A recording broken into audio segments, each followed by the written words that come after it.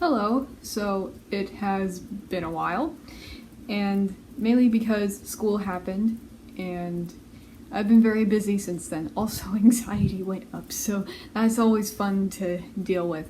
But hopefully, what I'm hoping to do, at least since I'm new, I don't want to try and overachieve or put pressure on myself, so I'm gonna try and do 2 videos a month. Like one is like a tag or a haul or something random, and then another will be the wrap up for each month. So that's my plan going forward. It's just like something small and simple since I'm still a high school student. So hopefully you guys will be okay with that since I'm not overwhelming myself, and it'll give you guys a bit more content. Also get me used to being on YouTube and posting videos. So hopefully that can work. But anyways, just wanted to say that. Now to get into the wrap up. So for this month, I finished 3 books, and I got started on 2, but did not finish them. And there's one I think I might complete before January is done, but probably not. I may finish it early February, but I'm getting off track. Anyway, so I'll start off with just the 3 books that I completed. I also have a reading log right here for my notes that I'm probably gonna have to read off of a little bit since I have very bad memory and I won't remember the thoughts I had for certain books. So I'm gonna probably be reading off of this, so if you see me looking down a lot, this is probably why. And also my iPad is on a chair right now, and yes, I use my iPad. Anyway, so the first book I completed for January is The Truths We Hold by Kamala Harris. So this is her memoir. I'm gonna try and hold it up. And so, like I said before, I'm gonna be reading out of this for thoughts. But I will say I started this late in December, and I have been trying to open the reading log right now. I have it open with my knee, and the fan is on, so it's doing great. So this is her memoir, and I finished it in early June. Yes, I did. And so I gave this 5 stars, and it feels a bit weird rating a memoir because this is about someone's biography that they wrote themselves, and I even know someone who doesn't rate memoirs, so I may do that after this, but I'm not sure. And anyway, so what I said for this is that not only did I learn about her personally, I also learned more about current events. She really gave me a lot of information that I had no idea about, or I knew bits and that I would just hear things, but she full on gave me so much information, a lot of statistics, I can't speak, and it was just a lot of good information to use. And talking about this now, she is now our vice president, and I was reading this before the inauguration, and so just reading her prologue, I just kind of got emotional because she really has a lot of goals to help our country out. And not only did I learn about her and current events, I learned about her mom and how big of an influence she was. I also learned about her husband, who is a great guy from what I've seen. And it's just, I would definitely recommend it to anyone. It's a great book to dive deep into. You get an idea of her motivations, and as you can tell, I would definitely support her in anything. Well, I don't know, but I don't want to get feisty with politics, so please don't attack this child over here. So yeah, I definitely recommend her to everyone. And yeah, she was the first book of the year to start off with. I'm glad I started off with learning about our vice president and also learning about current event issues, because God knows I need to learn more about that. Anyways, so the next book was a library book that I got from my school library. So I don't have it with me, so I may try to put a picture up right here if iMovie will let me. So the second book I read for this month was The Grace Year by Kim Liggett. And this book I gave 4 stars. And so this is a thriller dystopian novel. It's an independent novel too, so it just takes place all in that one book. But it was a lot for me because it went into a lot of topics that relate to real life when it comes to women, like how men love to be very controlling and love to be dominant over women, and just mainly because, well, in this book they see women as a threat. It kind of goes back into the Salem witch trials where they accuse women of just witchcraft and everything. And also I could tell she also got inspiration from Lord of the Flies and The Handmaid's Tale, 2 books I haven't read, but I can tell where the inspiration was. And like I said before, it was a lot because she didn't pull any punches. She was very real, whatever happened, like she didn't sugarcoat it at all. And so I would have to say, just like, if you're gonna read this, I'd say be careful, because there was a bit of gore.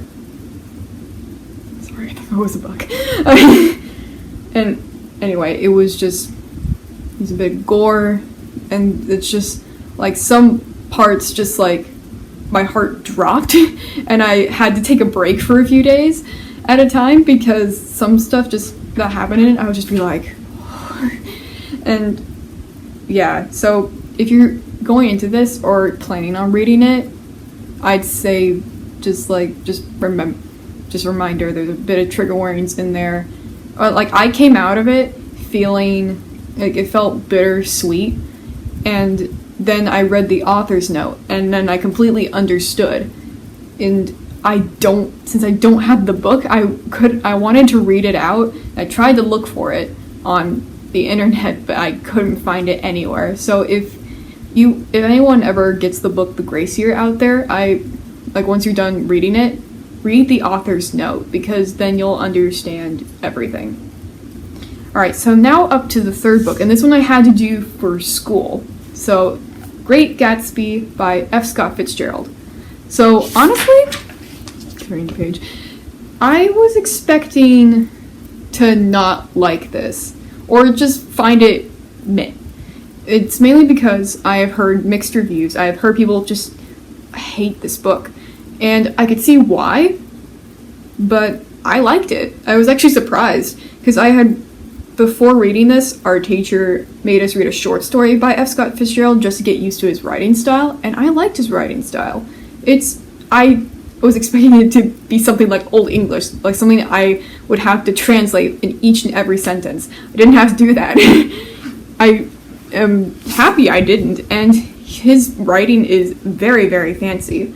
Also, I just love this picture of him right here. He is very handsome. Also, Tom Hiddleston played him in Midnight in Paris, so love it.